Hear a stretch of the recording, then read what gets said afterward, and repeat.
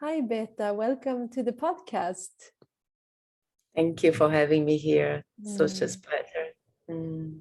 I'm so grateful to have you here and finally that we can share this conversation to the listeners. And I want to ask you if you have any type of mindfulness practice or daily ritual that you do that is important for you right now. Mm. I do, and it is really important in order to.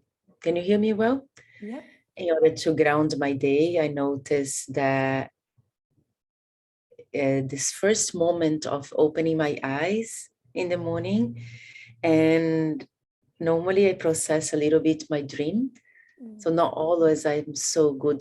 I can remember my dreams, but I stay in bed a little bit to integrate, to process, to understand what was, and even if it's only energetically what I was experiencing during the night. Where mm, did I go? Where, right? And I have a contract with my partner. We don't talk until we both did some self-care. And that is divine. It feels very grounding. Yeah, I have a practice of cleaning my nose, doing some net pot, and I do clean my tongue and use the oil, and I brush my body. I jump in the cold shower, get some warm oil because my skin has a tendency of getting very dry and vata type. So I ground myself, getting hot, warm oil on my skin. And then I see some days I practice yoga, some days I just go to the gym or to Pilates. I always give myself some at least 2-3 hours of my morning. I'm very privileged to start my day of working, of interacting with people. But that moment of silence that my partner and me, we agreed to have and first thing in the morning, at least until we meditate. We normally meditate together as well. It's I feel it's fundamental to have the quality of my day. It relies upon how I started. Yeah. wow. That is so beautiful and so important because it is quite harsh to wake up and from that altered state that we are in the night and to then like directly get into the mental state and talking. So it's really beautiful, the silence and that you have that, and it's beautiful to do that together as well, and to you're there together but it's still like not quite yet like on that level. So I think that's very gentle and beautiful. Thank you for sharing that and all of the practices that you do, because yeah, it's the mornings are so important. It sets the tone for the day, and Mm. even if we can't do it every morning, at least those mornings that we can, to be very mindful. And it's really beneficial in so many ways. It's so magical to have a Mm. beautiful practice in the morning, I think. So thank you for sharing that. You're welcome. My pleasure. And if I can give people one tip, definitely, if you live in family or with your partner, or if you live with someone else, observe the moment of silence. As you said, we are coming from the dreaming time, which is Mm, so subtle and so tender many times. And normally we jump in all these mental activities, which what it feels is that we lose the real connection mm, to to who we are, you know. yeah. And I notice when we are in that dreaming space, it's still in the morning and in silence, there is a space, a spot, a very sweet spot that we meet with someone that we don't meet as we're talking, Mm, right? yeah. Yeah, And that's when I definitely. feel families, they can get a much more deeper bond, couples, friends, just in that space, just connection, no Mm. words, right? Mm. Yeah, definitely. So beautiful. Thank you so much for being here. And I'm really excited to talk to you today. And it's been like a magical journey of meeting you and having this synchronistic, like meeting from across the world, actually. And it's been beautiful month of getting to know you and your work and finding the synchronicities, and that we've also been in the exact same place within like I think 50 meters from each other, but not really meeting. So I'm really excited for you to maybe introduce yourself to the listeners first who haven't met you, and to share your amazing work and energy with us all. Okay, so my name is Beta Lisboa. I have been teaching yoga, body work, trauma healing for about the last 3 decades. And I live in Bali now. I've been living in Bali for about 11 years. Left to Asia a long time ago as well. I ended up in India. From India, moved to Bali and Thailand. So Asia has a very special, sweet space in my heart. And a lot what I learned, a lot of what I experienced in my life to offer the gifts of the work I can offer has been cultivated in Asia. And yeah, there is a lot of support here about the religion, about the culture, how much these cultures, they support our spiritual practice, right? So I created a method of yoga that is based on fascia a few years ago, when I started teaching yoga and combining with all my other work with myofascial release therapy and trauma healing, also mindfulness. And this combination just became very powerful and very healing, right? I can talk a lot about emotions related to our fascial system, to our organ system, and how our emotions get trapped in the body and create symptoms and pathologies.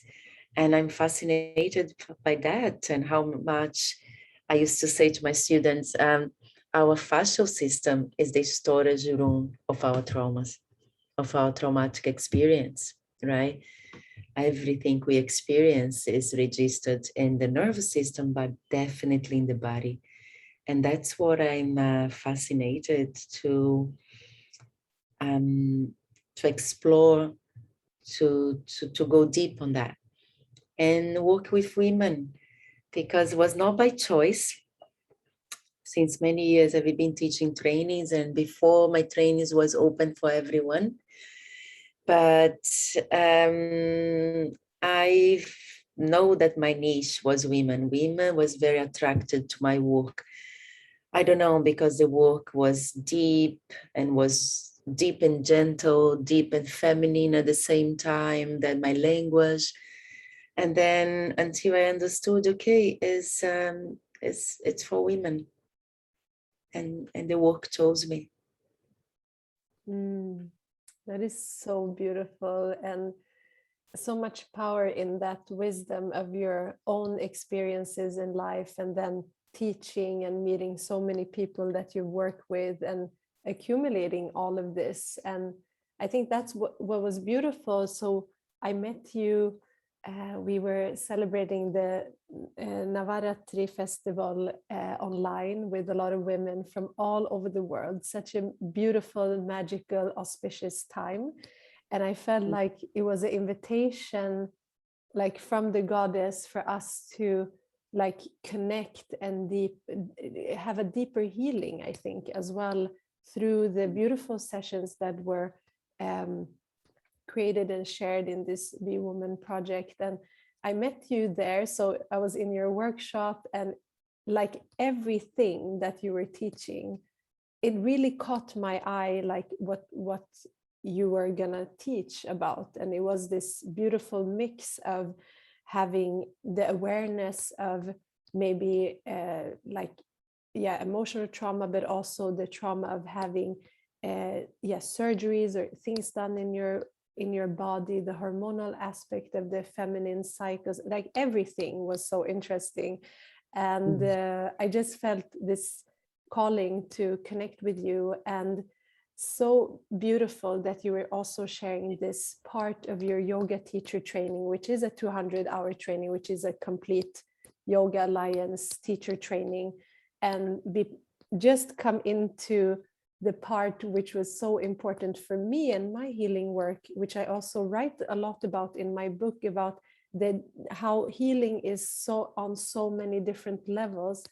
And this module that you shared a couple of weeks ago of trauma-informed yoga and mindfulness module, I feel like as a person who's on a healing path, but also as a person who's helping others on their healing path, both parts for me was so enhanced, because you took the best of what I believe is, and really love the modality of yoga and Chinese medicine, and really merging it together and merging these practices that were so, in a way, new to me, although I've also practiced for many years, and also having the opportunity to listen to other women's stories and to relate to them. And so I was really, a lot of processes started in me in this, and I would love for you to share like the program in whole, but also this trauma-informed yoga module, because for me, participating in that was like such a huge revelation and healing in itself.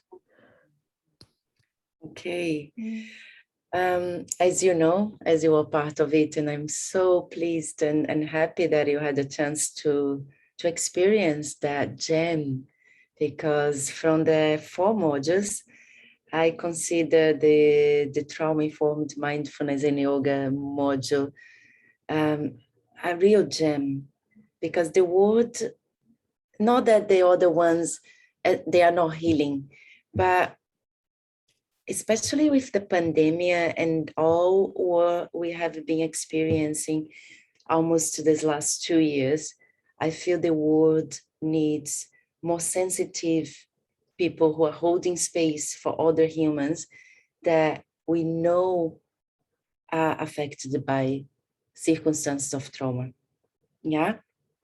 And of course, we have resilience, and our nervous system are different, but all of us, in certain levels, we have been affected by trauma, by what is happening right now, of not knowing, of fear, of losing their jobs, of losing their homes, of losing their beloved ones. And inside that, there will be the people who come to my therapy session. There will be the people who come to my yoga session, right? So the program is created to support anyone who are holding space for people to heal. I'm talking about one who are doing Reiki, body work, breath work therapy, yoga trainings, all sort of healing modalities, because we forget how sensitive the one who is in the other side are when they come to see us. And a simple language that is used in a way that is not appropriated may bring something on someone that is not appropriated, that it may, I don't say re-traumatized, but it may charge this person's nervous system instead of provide safety. So the training is a journey through the umbrella of mindfulness. So I teach how mindfulness is important to understand the work with trauma, right? To understand the work with yoga. So without mindfulness, I don't even feel there is yoga, because it's that presence, it's that state of pure awareness and sensitivity. So I teach the fundamentals and the biology of trauma. So anyone should know the basics of trauma, what trauma is, and how trauma manifests in our system, and the basics of how to hold space for that. So I touch on polyvagal theory in a way that I also bring the polyvagal theory into practice. So helping people, helping the space holder and the students to self-regulate, to understand where they are in the nervous system using the polyvagal theory, because I feel that is extremely important and is so simple. So I say that this training it's simple and profound at the same time, right? And then how does it fit into the yoga class? So how we create sequences and how we bring that aspect to the yoga class. And then for me, all my trainings, all my modules, they are meant to heal and to do the work on the teacher and the space holder. So this module, what we do a lot is to do the work with the teachers to be, the people who are there to becoming teachers, to hold the space. They're going to do the work in their own nervous system. Because what I notice as well is that if I don't know where I am at with my nervous system, if I don't understand how to ground myself, how to regulate myself, this is what my students are gonna take from me. Someone ungrounded and someone with the nervous system very dysregulated. How can I hold the space for them? So the training is very practical, very experiential, because once I know where I am, I know how. So that is going to hold the space, because the space is a field, right?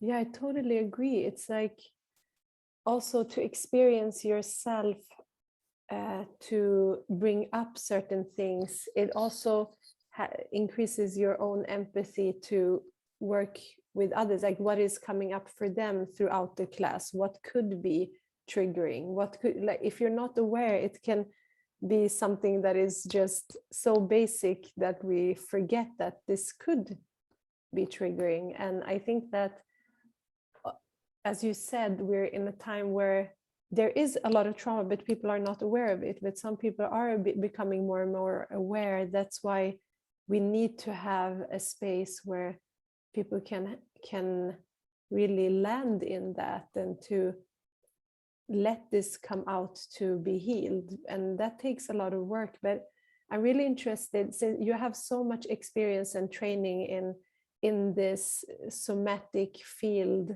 and the polyvagal theory was something new for me, actually. Maybe you want to just share, like, what is the basics of that and what you're teaching also in the course? The polyvagal theory is a quite new concept and research that has been brought up by Stephen Porges, and basically it talks about our parasympathetic nervous system. The vagus nerve became quite a well-known a friend, like almost like our friend. The way we speak about the vagus nerve, it became like, oh, yes, we know about the vagus nerve now. There is so many videos, so many books on vagus nerve. So Stephen Porges brought up in the polyvagal theory the 3 states of our autonomic nervous system, okay? One state is the sympathetic. So the sympathetic is the fight or flight, right? And that is the action, is the part of our nervous system that makes us to do things, to create, to go for anything. So it's the actions, it's the movement. That's what I say. And it's also in a trauma circumstance, the sympathetic nervous system is where we develop our fight or flight reflex, okay? And then we have one branch of the vagus nerve, of the nerve, yeah, that it divides us in two. And that two branches are super important because one branch is the old nervous system, is the first one, which is the dorsal vagus. So the dorsal vagus is the freeze response. So it's the response that has been always there, existed in fishes. So the fishes, they had to save energy to be in the water, right? And they only developed, the only nervous system that they developed was the dorsal vagus, okay? And it's very primal. And then the second one, we came with the sympathetic. So the third one, the second branch of the vagus nerve, is our ventral vagal, which is the healing branch of the nervous system. The ventral vagal is the social system. It's the system of our parasympathetic nervous system, where I have a chance to heal the fight or flight, and from where I have a chance to heal the freeze response. And yes, is our social engagement. So from there is a lot that goes on and on and on. But why that theory became so important? Because it brought the healing for trauma very much more simple than we could imagine. Once we know what is happening in these three branches, in these three parts of our autonomic nervous system, we know how they are relating. We know what is happening to each one. And plus, as we understand where we at each moment, right now, in which part of my nervous system, from which part am I operating? Something happens. Where did my nervous system dropped? So that educate us with that sort of education. Everyone should know that. So it educates us for healing. So we can offer ourselves healing. That is so beautiful, and to understand, I really feel like it makes a better picture, and seeing the system and understanding it on a deeper level really helps. And it's something that I think could be applied in so many ways. It's something that all like healthcare professionals should know. It's something that all type of people that need to work with others need to understand. And it takes time to really integrate things, but I feel like this is such an important, especially when we're working, like you said, with like body working or with healing or acupuncture, or like anything where we're working with people. It's good to understand the system. And I'm thinking that in the training we learned a lot about how different things can cause a trauma, and something that your partner in the program talked about also was that it can be something that we might not understand that it was even affecting our nervous system. And it's so interesting because it's we have so many people right now that identify as very empathic and highly sensitive. And it can be something that we've been throughout childhood, but it also, I see that in people who have had burnouts or who have had, just emotionally tough periods in time or a lot of stress.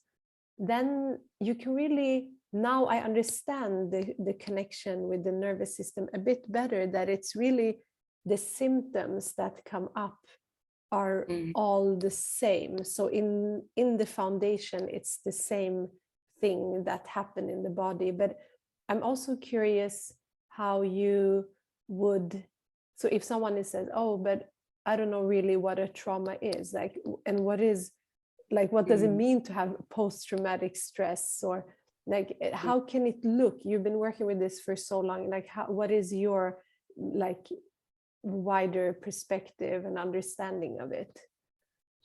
Okay, that's a great question.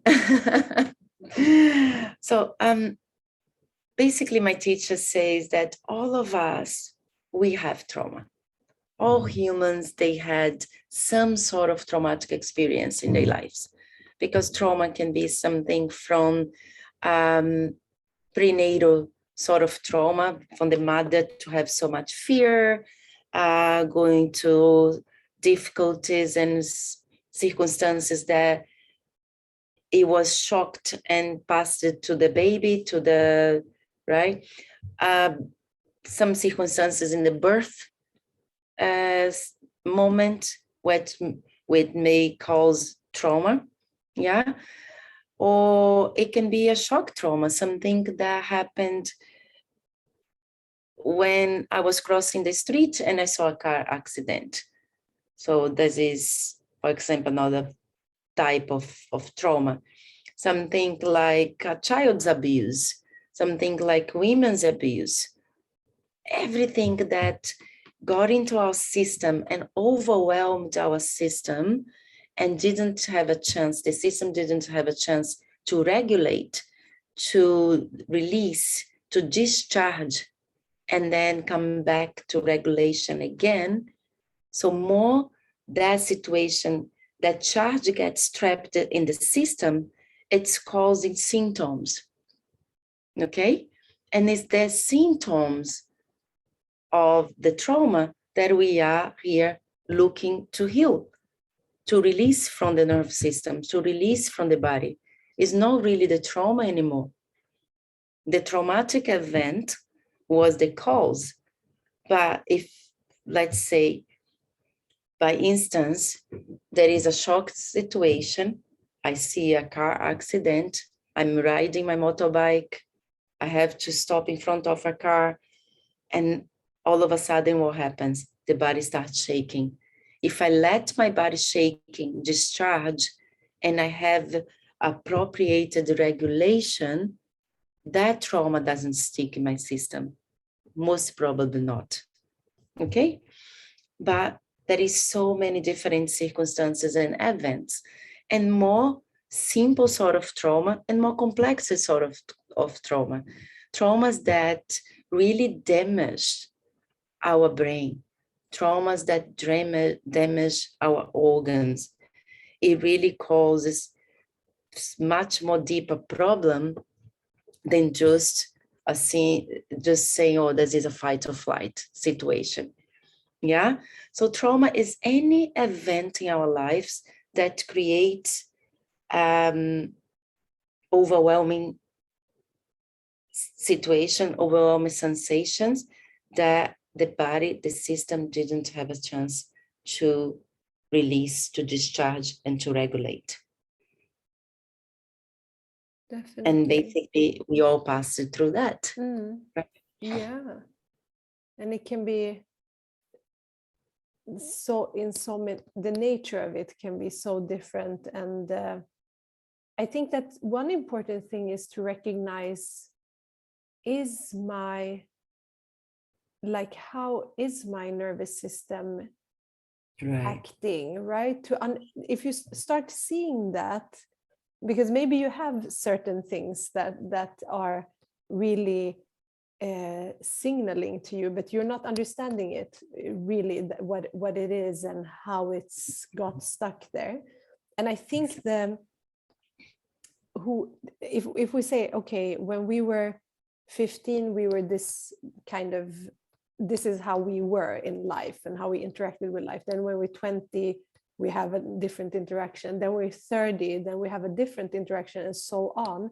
And that's like accumulating all of these experiences that we've had, maybe good and bad, or like they are just what they are. But I'm thinking that to come to an understanding that everything shapes us, and that we can also, so you said something so beautiful, so it stuck with me now in the call, like when we talked before this, that like an awakening is really the release of suffering to come to that place. That means that we also have to dedicate ourselves to our healing, because sometimes we're trying to do all these things, but the foundation is not really there. Maybe we're building on something, but it's not really grounded yet. So I'm thinking that for those that are listening and they really need to do this work, I really recommend this program for anyone, because I think that it gives you an understanding what I love about the program was that it's also recorded. So I'm continuously doing it now. So I'm doing the meditations, I'm practicing the physical practices. I can go back and listen to the lectures because I really need to do that, because in the training a lot of things came up. So I feel like there's so much more that I could take in now as I'm integrating it. But I'm also curious what you would say, like, what are the signs usually in us when we do have a nervous system that's not completely regulated? There's healing that needs to be done. Okay, that is a very good question, because a lot is happening about, let's say, talking about a burnout, right? Before burnout, there is signs telling us, okay, slow down, go slower. What are you doing, right? The body is telling us before we burn out. And normally we are so under the charge of cortisol and adrenaline in our system. There is so much put there that we are not even realizing that the way we are acting, the way we are living, the way we are functioning, it's based on the fight or flight. Okay? What I'm saying with that is we keep on pushing this achievement mode in this until it becomes a stress mode. From achievement mode, it becomes stress mode until it becomes a full burnout. And then there is a collapse, right? So we can notice if one is able to rest. One can have 7 to 8 hours sleep a night. How is your digestion? How can your mind become present? Is that possible for you to feel moments of presence? How is the perception of what is the amount of work the reality and what you can take? Because one of the symptoms I had when I burn out, I could not have 3 jobs in front of me, that I would panic. So anything becomes overwhelming. Okay, so this is a very big, clear symptoms. They are very big, clear symptoms, just pre-burnout. All right, because once we really burn out, it's hard to recover. And then there is also symptoms of freezing. Noticing when you interact, noticing how you are living your life, if the state of presence, if you're the connection to the felt sense. What I mean is connection to the body sensations, to what I'm really feeling, it's present there, or I'm more in the daydreaming state. I'm more into flying here than presence. That is also a very big sign that a compromised nervous system already, there is a lot on freeze, right? And yeah, there is so many symptoms that I can mention here that we take in life. Is really interesting how we start when we become aware of trauma symptoms and trauma sensitive. We know that most of humanity, most of the population are functioning under trauma symptoms, fight or flight or freeze. And we don't know, because that is what is normal. because we never knew how to operate different. So it's not until we start having the first glimpses of what is a deep relaxation is, what a deep sleep can be. Oh, I digest now. Oh, I can feel. I can take a holiday and not thinking about work, for example. I'm able to stop everything. Something like that. Does it make sense? Yeah, definitely. And it is like the body knows, let's say if you had a burnout, it's like the body, you know, this state of being like energetic or very like you start slowing down. You can do that consciously or unconsciously. It depends on the body, how it's, what experiences it had. But it's exactly what you said. It's the nervous system really gives us like clear signs in our sleep, in how we are reacting to different stimuli, like light, sound.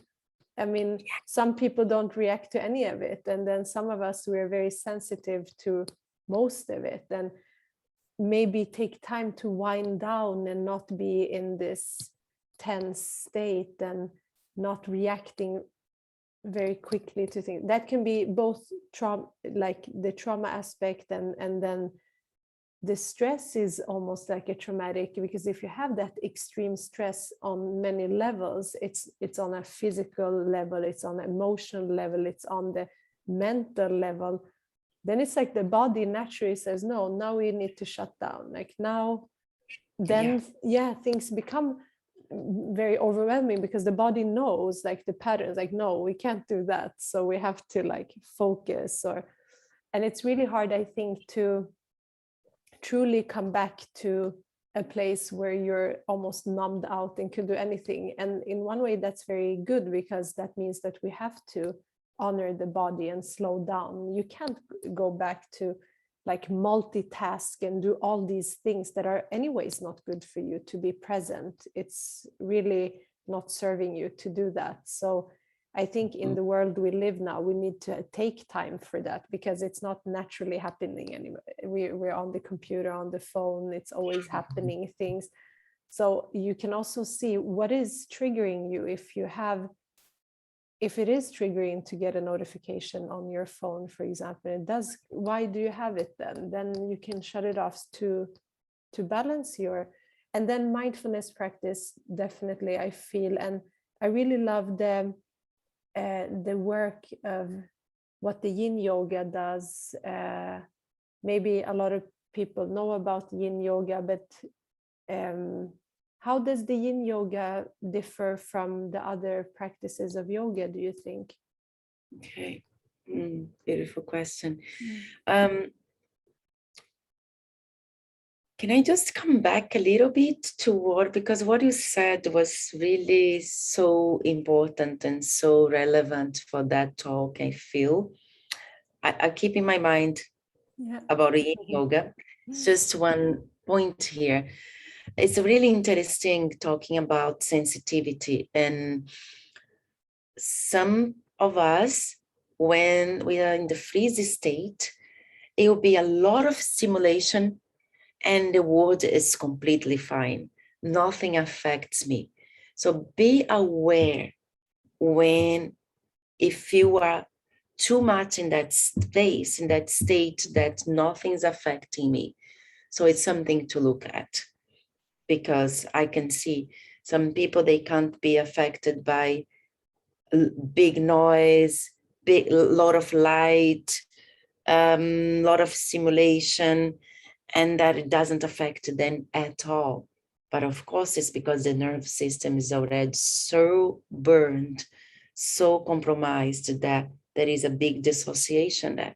There is a big freeze state, right? And the other one is how much am I getting affected by everything? Everything overwhelms me. I can't take anything. I can't take too many people talking. I can't take a little louder music, too much light, whatever it is. that it affects me too much. And then this is also something to look at, because when you become hypersensitive to everything, it's because the nervous system cannot cope anymore. And these two states, it's really important to know that you're having big symptoms, and the last will be a big burnout. And then it's almost too late, because it's a lot, it takes a lot to recover from a burnout, right? Yeah. About the yin yoga, how what the yin yoga is, how the yin yoga operates and helps, and why yin yoga is related to mindfulness so much and to the trauma work, right? At first, I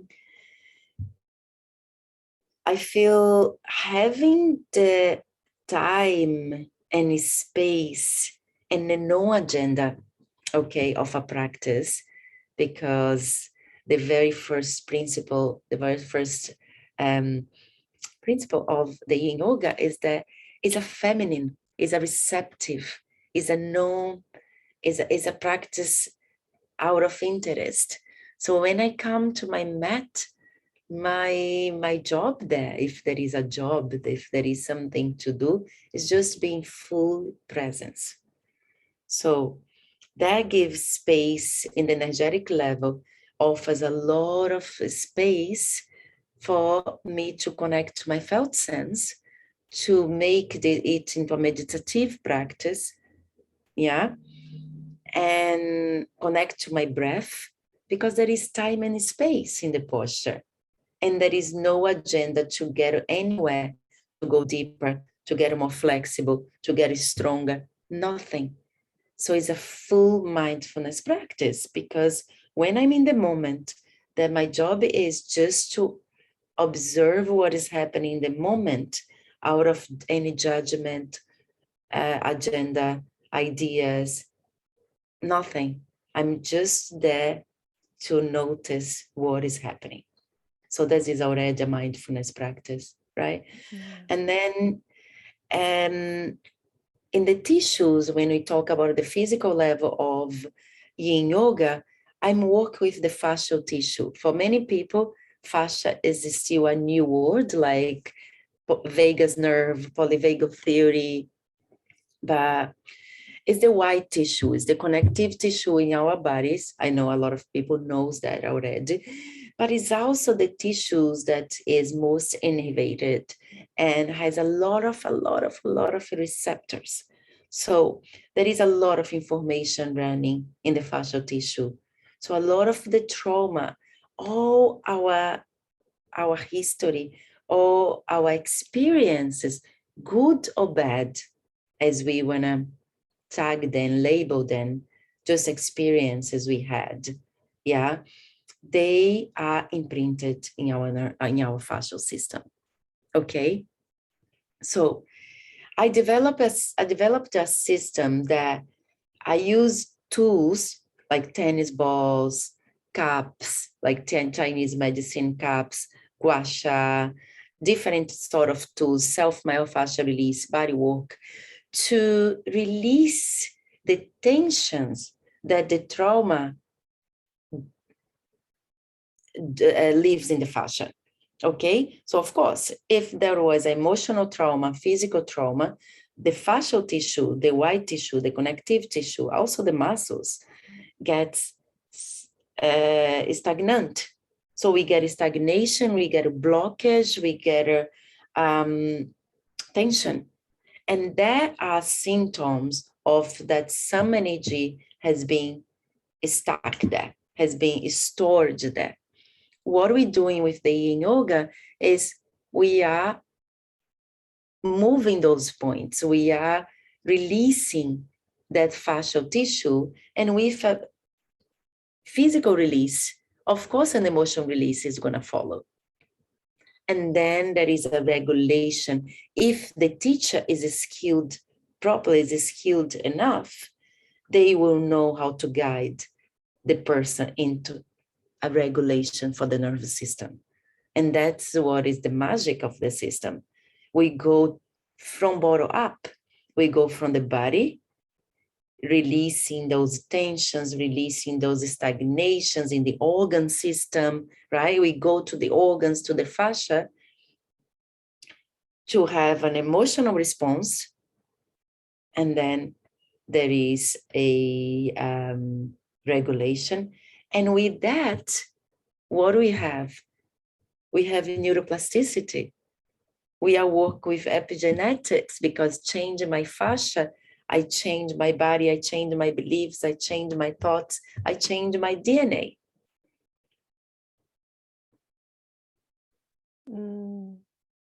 That is so beautiful, such a direct tool to go in so many levels. And it's so lovely to practice this form of yoga, which also, and also what we learn in the program, in this 50-hour program, was also the connection to the elements of Chinese medicine, which is connected so much to the practice of yin yoga. So not just practicing it, but also understanding why we're working with certain meridians. We have the points that we're working with that is really a source point on the channel. And all of these tools that you say that you use, like for me, it's, and I've been teaching for a long time, but I've never used these many different tools and assets, which all together give a holistic, connection to the body, connection to the emotions. In Chinese medicine, we talk about emotions being connected to the organs, and we learning about the meridian system. So it goes even deeper than just the physical practice. We really understand what we're moving, what energy we're moving, which element we're working with.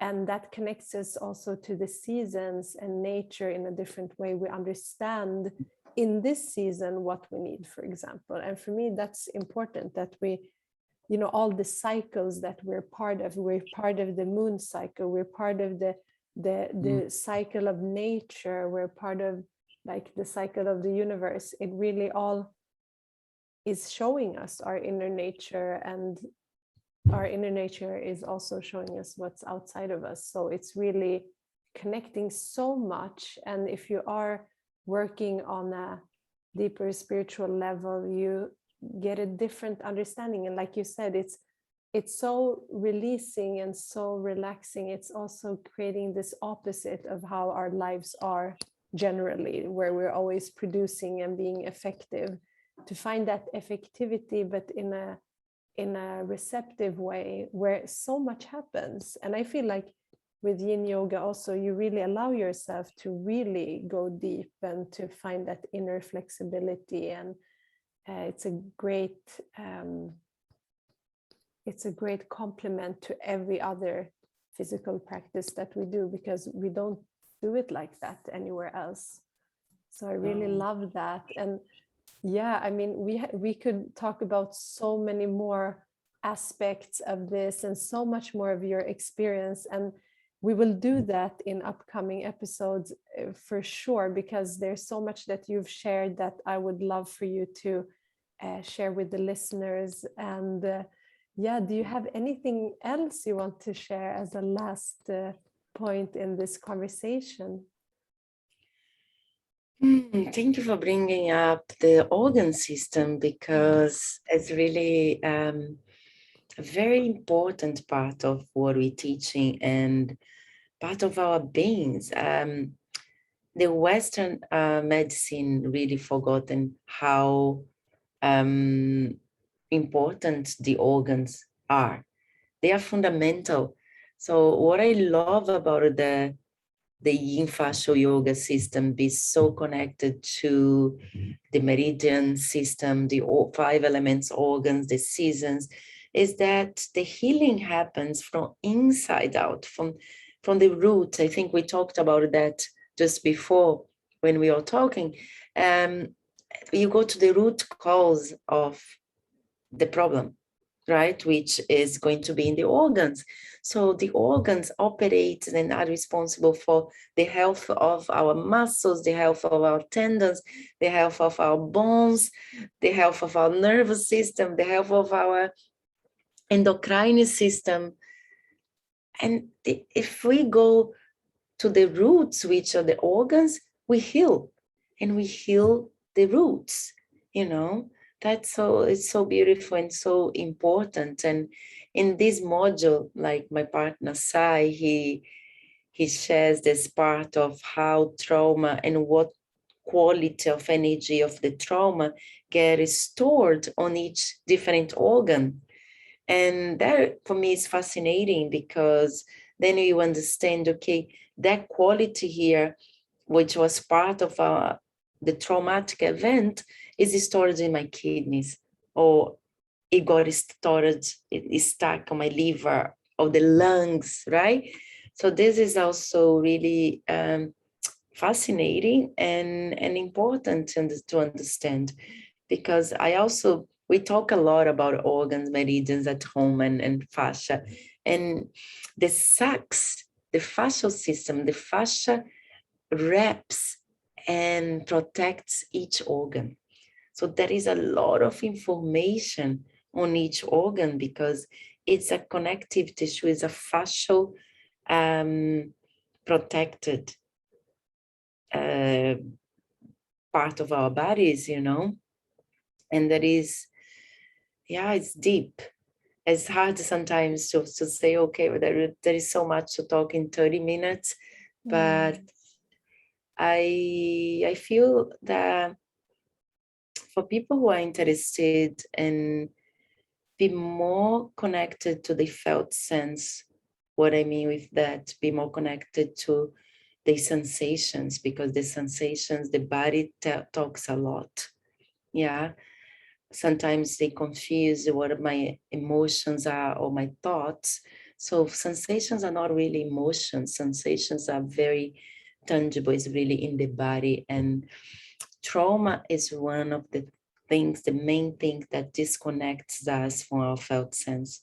Because of course, because the experience of trauma is in the body, and our consciousness disconnect from that experience for not to feel pain, for not to go to the pain again, right? So it's very normal defense mechanism. And for someone who would like to understand more and would like to go deeper in the felt sense, because there is no embodiment if you're not able to connect to your felt sense. We talk about a lot about embodiment, but it's really important to know that not everyone is ready to embody. Because if I'm carrying certain amount of trauma that disconnected myself from my body, I'll have to have the right approach to bring myself back to my body. Because in the first place, there was a moment that was too hard to remain in this body. So the consciousness left. Now we talk a lot about embodiment and yoga, embodiment and somatic therapies. But that's why I feel is really important, us who are holding space for embodiment, to be trauma sensitive. Because otherwise we are giving invitation to someone to embody, to come back to the body without being possible, without the right tools for the invitation. Yeah, that's so true. And thank you so much for sharing that. I'm so grateful that you took your time to share today. I think all of the listeners will definitely relate to all of the things that we spoke about, because we all have different experiences in life where we need to really work on that. And I think if you are on a path, a spiritual path and on a healing path, this could benefit so much. And I really recommend to check out this program, which is now available recorded as well. So it's going to be like self-paced, which is great. And I appreciate that I can go back and do the things over and over, and to have that as a toolkit for myself. So I will link to the program in the show notes and to your website. And is there anything else you want to share that you're sharing right now, or people can join, or any offerings that you have besides the program? Yes, I also offer mentoring and coaching for women who are going through any sort of trauma, or for anyone who would like to do a work with me. This is something that I've been doing since long time, and I love guiding and coaching women to find their full potential, to really shine and get into the really full potential. Yes. That's beautiful. And we're gonna be launch the modules again. Yeah, the modules are pre-recorded, but each time we launch, we're gonna have you're gonna have an opportunity to have meetings with me inside the modules. So this is also something good, because of course the presence is a direct transmission, right? Yeah, definitely. So valuable, and to connect with others as well. So that's really beautiful. So I want to thank you so much for being here, and I'm looking forward to talking to you again very soon. So thank you. Thank you so much, Irene. Really appreciate that invitation. Thank you for having me here. Thank you.